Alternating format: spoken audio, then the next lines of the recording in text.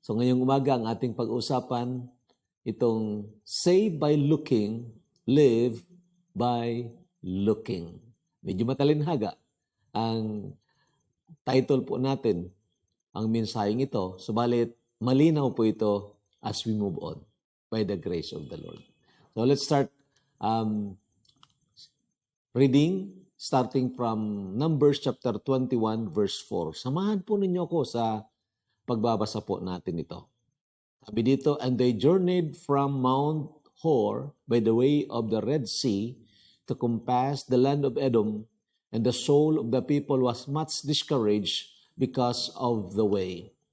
And the people spake against God and against Moses, wherefore have you brought us up out of Egypt to die in the wilderness?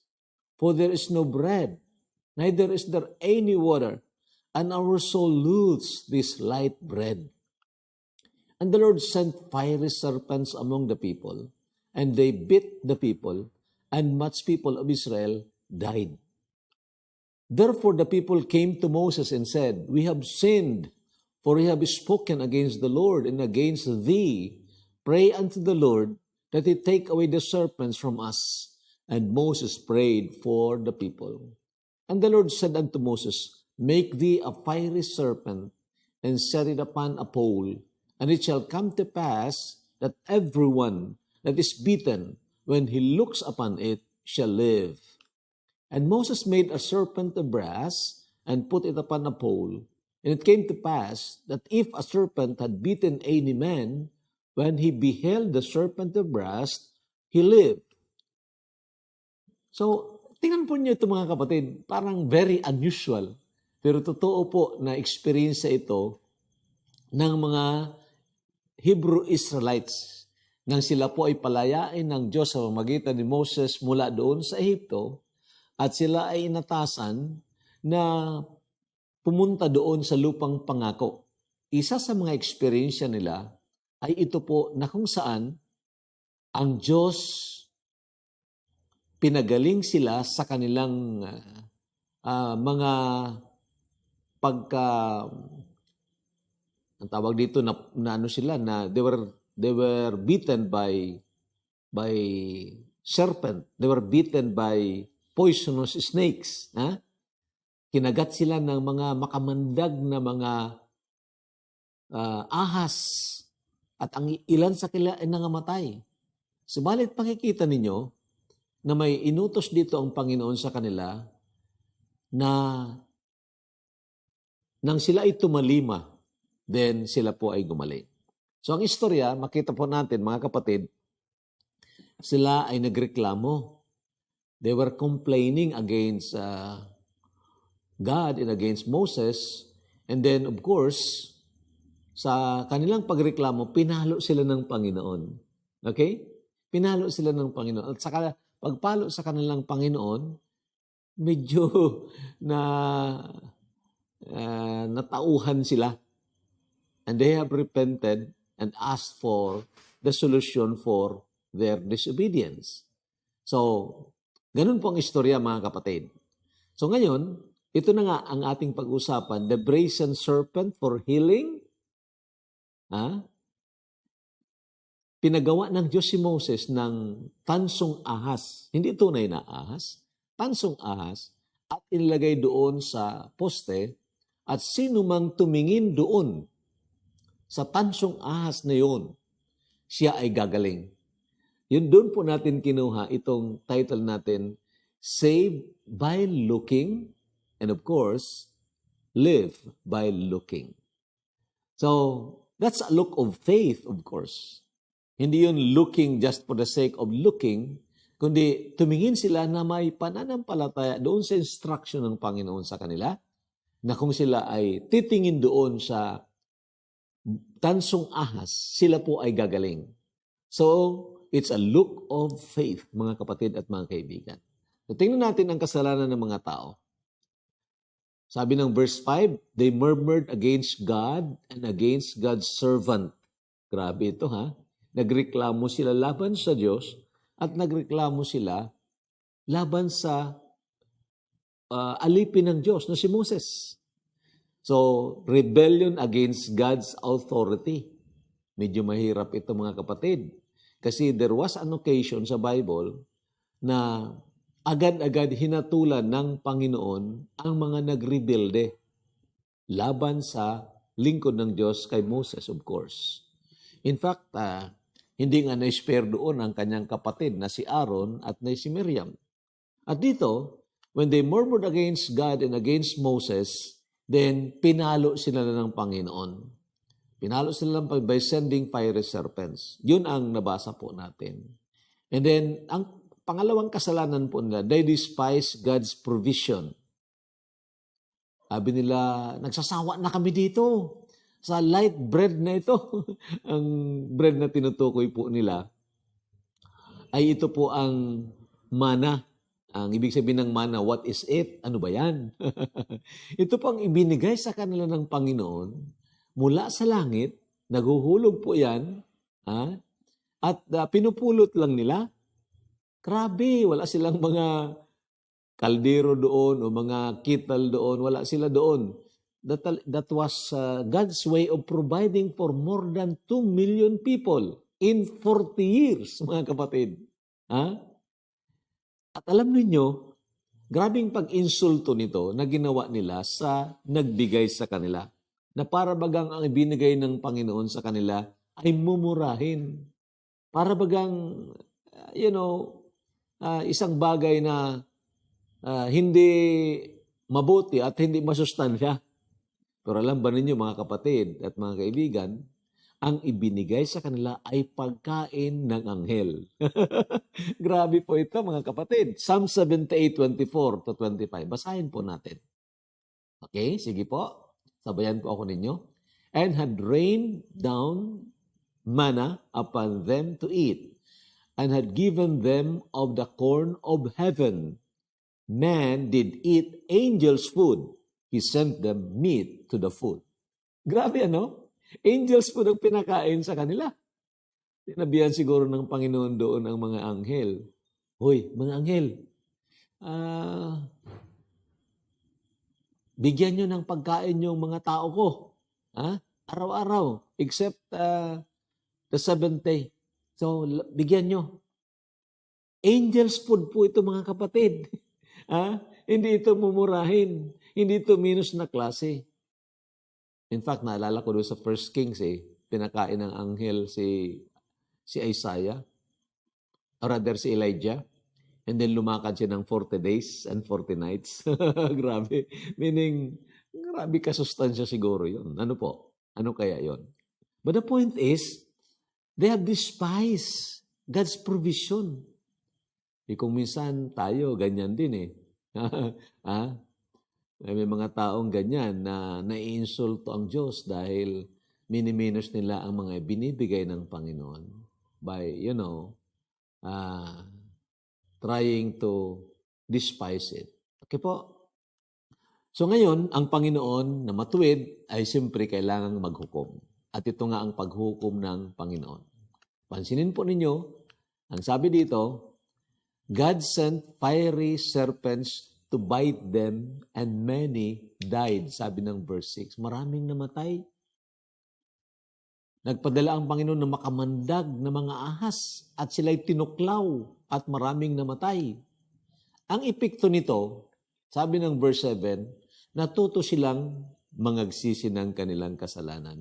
Ibig sabihin, na-realize nila ang kanilang pagrebelde at sila po ay tumawag o lumapit kay Moses. Sabi ng verse 7, therefore, the people came to Moses and said, we have sinned, for we have spoken against the Lord and against thee. Pray unto the Lord that he take away the serpents from us. And Moses prayed for the people. So, makikita nyo ang unusual instruction ng Panginoon para sila ay mapagaling. God's unusual instruction for them to be healed. Be healed by looking at a brazen serpent. Grabe po ito. Ay, kung ikaw ang nandoon, isa sa mga nandoon, pwede kang magpiloso po. Sabi ka, ano? Titingnan ko lang itong tansong ahas. Gagaling na ako. Naku, kalukuhan yan. Di ba? Pwedeng ganyan eh. But sino ba ang nagsabi? Pwede bang magkamali yung nagsabi? Yung nagbigay ng instruction? Of course not. Ang Diyos ang nagbigay ng instruction. Tumingin kayo doon sa tansong ahas na nandoon sa pole, and then magagaling kayo. So, kanina sinabi ko nga, it is not just looking, it's a looking by faith. Pagtanaw na mayroong pananampalataya. At itong ginawa po nila, Numbers 21 verse 8. Okay? Sabi po dito, and the Lord said unto Moses, make thee a fiery serpent, and set it upon a pole, and it shall come to pass that everyone that is bitten when he looks upon it shall live. Grabe, very unusual na instruction. Ngayon siguro, kung magbibigay ng instruction pa na ganyan, halimbawa, talagang marami magpipilosopo. Alam naman nila kasi na pag tinuklaw ka ng ahas na makamandag, ang kailangan mo dyan, una, siyempre mag-first aid ka. At siguro, kailangan itakbo ka sa ospital agad-agad para bigyan ka ng tinatawag antidote for that poison. Itong titingnan mo lang yung tansong ahas, parang walang maniniwala niyan. But again, I am saying, it's a matter of looking by faith or looking in faith. Now, verse 9, and Moses made a serpent of brass and put it upon a pole, and it came to pass that if a serpent had bitten any man, when he beheld the serpent of brass, he lived. Grabe, Ang sino mang tinuklaw ng ahas, pag siya po ay tumingin doon sa tansong ahas, nabubuhay po siya. Grabe, mga kapatid at mga kaibigan. So, kailangan natin ng explanation dito. A word of explanation. Ang sitwasyon ng mga Hebrew Israelites noon, iba po sa ating sitwasyon ngayon. Unang-una, hindi nila alam kung ano yung brazen serpent, ano ang pinagpapakahulugan noon. Tayo, alam natin yon na ang brazen serpent was a type of the coming Christ, o the Christ na ipinangako doon na mamamatay para sa ating mga kasalanan. So medyo naunawaan agad natin yon. That was an illustration kung paano sila maliligtas. Na doon, physically, sila po ay nailigtas sa kamatayan. Pero ito ngayon, kung paano sila mailigtas sa mas nakakapangilabot pa na kamatayan, yung ikalawang kamatayan, yung hatol doon sa apoy ng impyerno. So tayo, alam natin yon. The brazen serpent was a type of the coming Christ. Actually, mga kapatid, ang serpent is a symbol of sin. Alam naman natin yon. Serpent is symbol of sin. All of us are beaten by sin. Di ba? Naalala niyo yung nang tuksuhin ni Satanas, si Adan at si Eva, o si Eva sa una, nang tinukso po sila. Ang ginamit ay yung serpent. At tandaan din ninyo na si Satanas ay tinatawag the old serpent.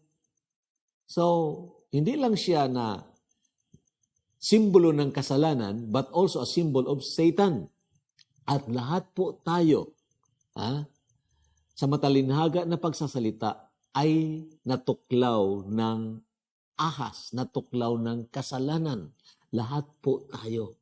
Nandyan sa atin ang kamandag ng kasalanan na anumang oras na mamatay po tayo, pag hindi po yan nabigyan ng lunas, then tuloy-tuloy po tayo doon sa dagat-dagatang apoy. So, ang brazen serpent, pangalawa, ang brazen serpent, mga kapatid at mga kaibigan, simbolo ni Kristo na siya ang solusyon sa kasalanan. Kaya nga, tansong ahas po itong ginamit kasi hindi naman tunay na ahas. Katulad na ang Panginoong Jesucristo ay hindi naman po siya makasalanan. Walang kasalanan sa Kanya. Hindi siya nagkasala. Subalit, siya po ang hinatulan para sa ating mga kasalanan upang mabigyan ng solusyon ang napakalaking problema ng tao, ang tungkol sa kasalanan. So the brazen serpent is a symbol of Christ who knew no sin, but was made sin for us. And then of course, pangatlo, looking at the lifted serpent is a symbol of believing on Christ alone who died for our sins. So maliwanag na po. Okay? So ganyan pong explanation. Ang sino mang tumanaw doon sa lifted serpent, ang pagtanaw na yaon, mga kapatid, ay simbolo ng kanilang pananampalataya sa darating na Kristo na mamamatay para sa ating mga kasalanan. Sa ating kapanahunan ngayon, hindi na natin kailangan yung simbolo kasi dumating na nga ang tunay na Kristo. And so, we should come to Him, believe on Him with all our hearts na siya lang nga po ang tanging solusyon sa ating mga kasalanan sapagkat siya lang po ang nagbayad na tapos na ng ating mga kasalanan.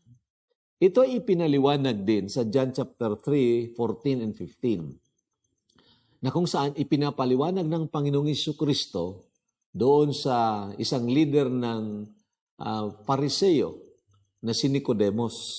At siyempre, marunong yun sila sa Biblia. Alam nila itong istorya sa Numbers chapter 21. So, ipinaliwanag ito ng Panginoon as an illustration of faith. And then the object of faith na walang iba kundi ang Panginoong Jesucristo. Tingnan po ninyo, John 3:14 and 15.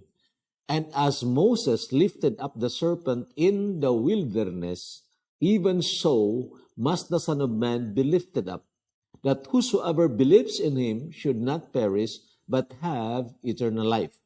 Tingnan po ninyo ang salitang as Moses. Meaning, inihahambing yung ginawa ni Moses doon na gumawa siya ng tansong ahas at pinatayo niya doon sa pole. At ang sino mang tumingin doon, siyempre may pananampalataya, then siya po ay gumaling.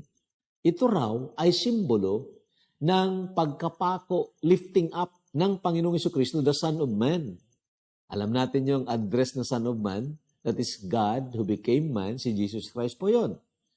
And He was lifted up, that is, of course, crucifixion on the cross. At ang sabi dito, whosoever believes in Him should not perish but have eternal life. So maliwanag po ito mga kapatid, na ang tinutukoy na looking on the brazen serpent sa ating kapanahonan ngayon is that is believing on Christ na siyang tapos na nagbayad po ng ating mga kasalanan. Furthermore, dito po sa 2 Corinthians 5:21, dito ipinapaliwanag din, mga kapatid, na si Jesus Christ na walang kasalanan, siya ang ginawang kasalanan para sa atin. Meaning, tayo sana ang dapat nahatulan doon sa krus ng Kalbaryo dahil tayo nagkasala. Si Kristo na walang kasalanan, siya ang ginawang kasalanan para sa atin. Sige, basahin po natin 2 Corinthians 5:21. Ito po ang sabi. For He, that is God, has made Him, that is Jesus, to be sin for us, who knew no sin, that we might be made the righteousness of God in Him. Mga kapatid, grabe po. Napakadakilang katotohanan po yun. At ito ay paulit-ulit na pinapaliwanag po natin dahil ito lang po ang ating tanging pag-asa na makapasok sa langit. Kung tayo po ay mananampalataya doon sa tunay na Kristo na tapos na po nagbayad ng ating mga kasalanan doon sa krus ng Kalbaryo. Christ became our substitute doon sa cross. At sumigaw siya, it is finished. Tapos na. Ha? Dito nagkakamali ang maraming mga relihiyon.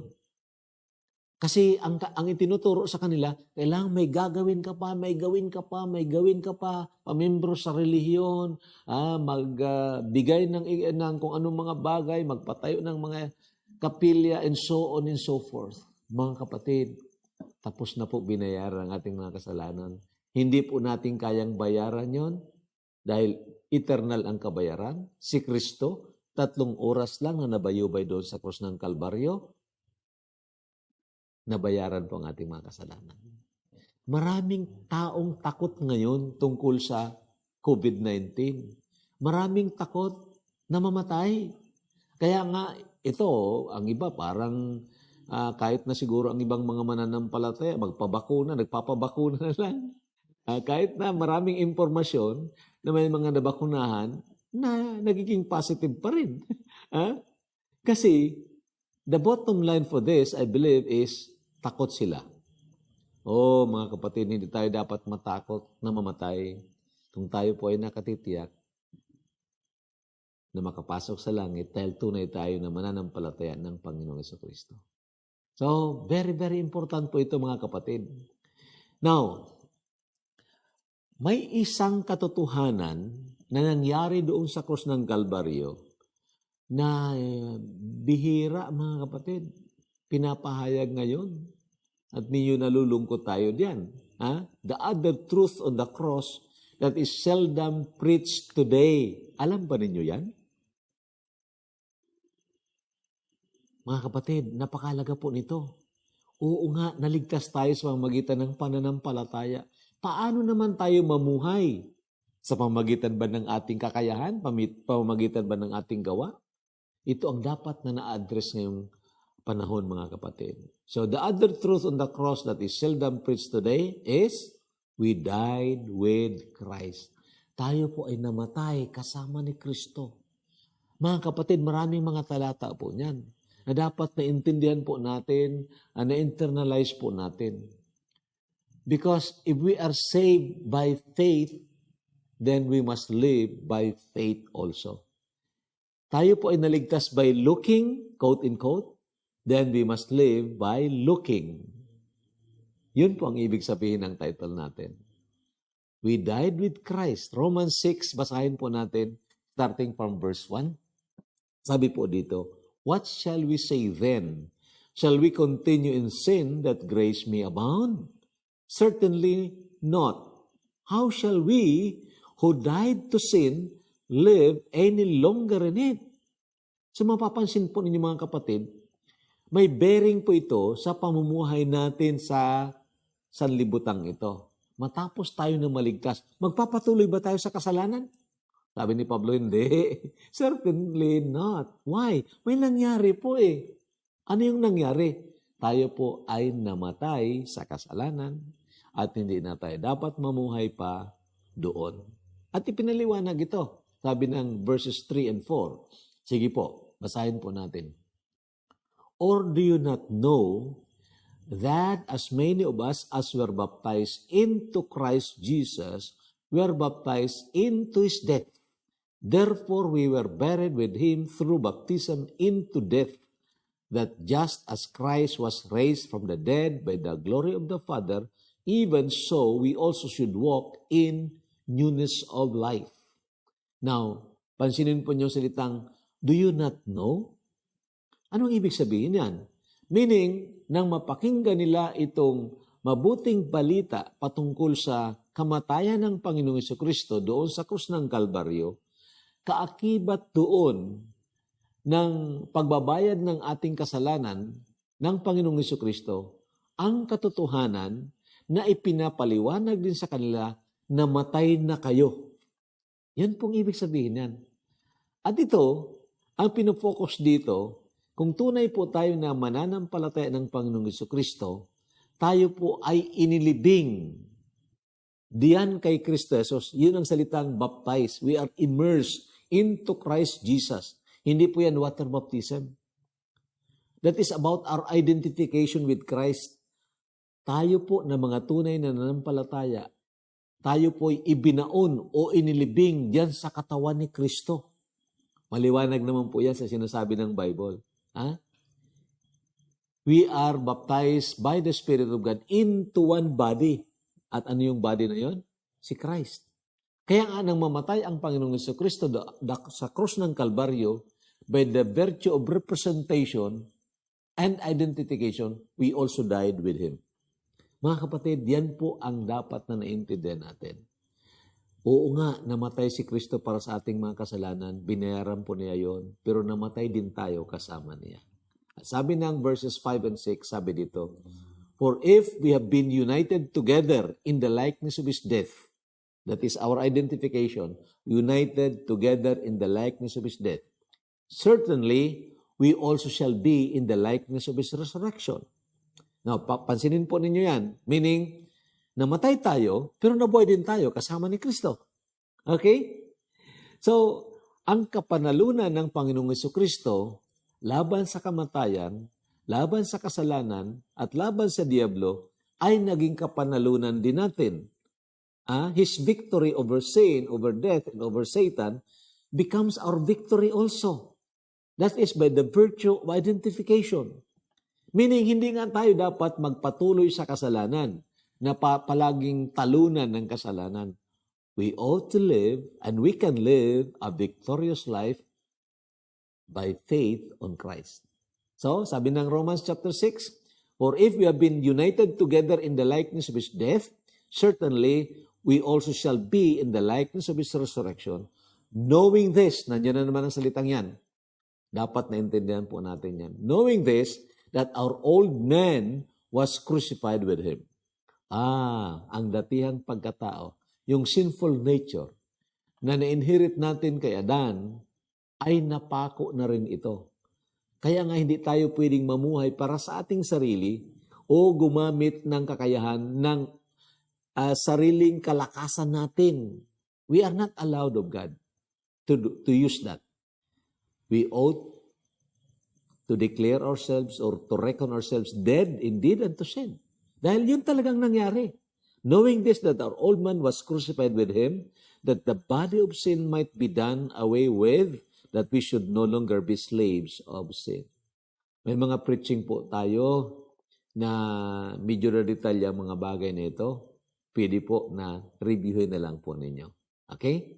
Tulungan tayo ng Panginoon. Kailangan kasi maunawaan natin ito. Hindi lang dito, kundi sa pag-unawa ng puso na angkinin ito natin na totoo, talagang nangyari kahit hindi natin nakita. Okay? So ito ngayon mga kapatid, malapit na po tayong magtapos.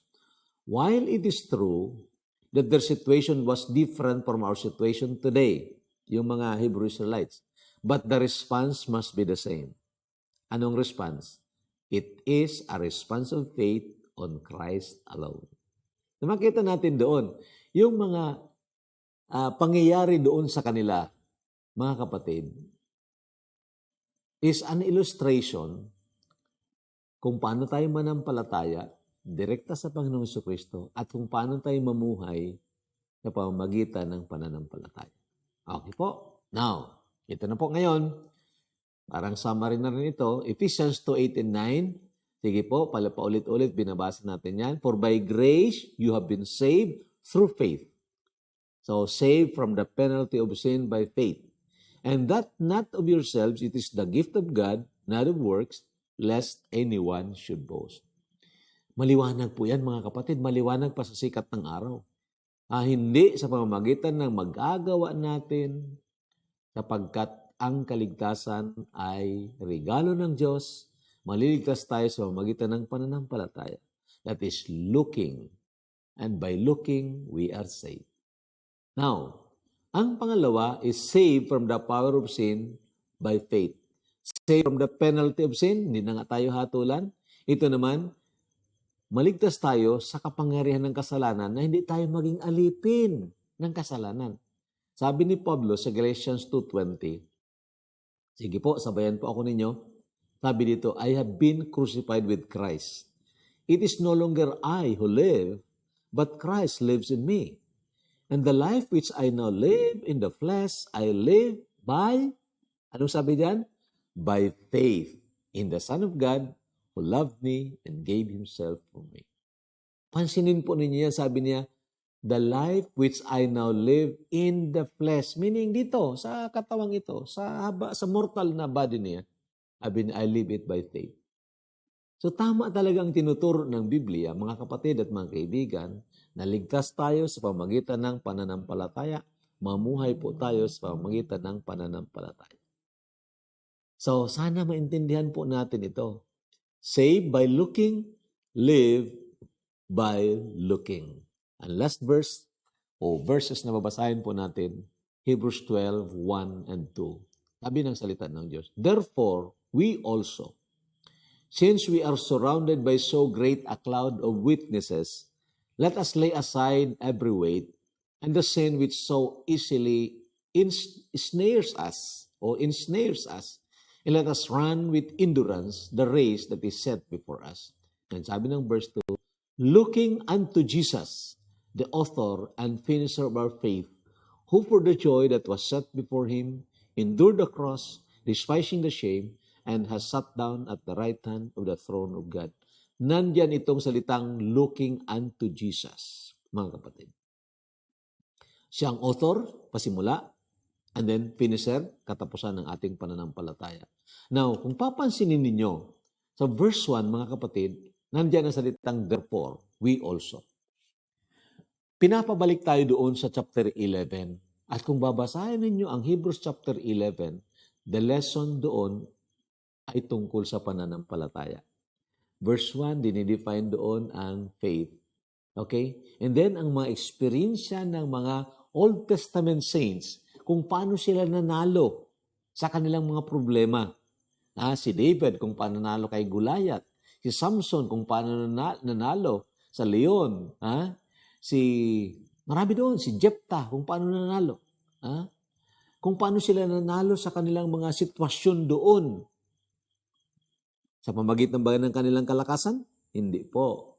Pamagitan ng pananampalataya sa Diyos na dapat sinasampalatayanan din natin. So, anong ikakatakot natin? Ano ba ang sitwasyon natin ngayon? Itong pandemic na ito, grabe na ba talaga? Komparasyon doon sa sitwasyon ng mga Old Testament saints? Wala naman, hindi naman siguro, di ba?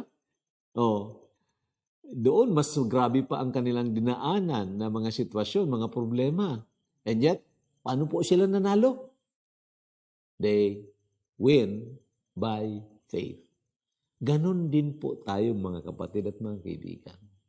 Kung matatakot tayo, matataranta tayo dahil ganito ang nangyayari, nawawalan tayo ng trabaho, medyo mahirap ngayon, then I tell you, look unto Jesus.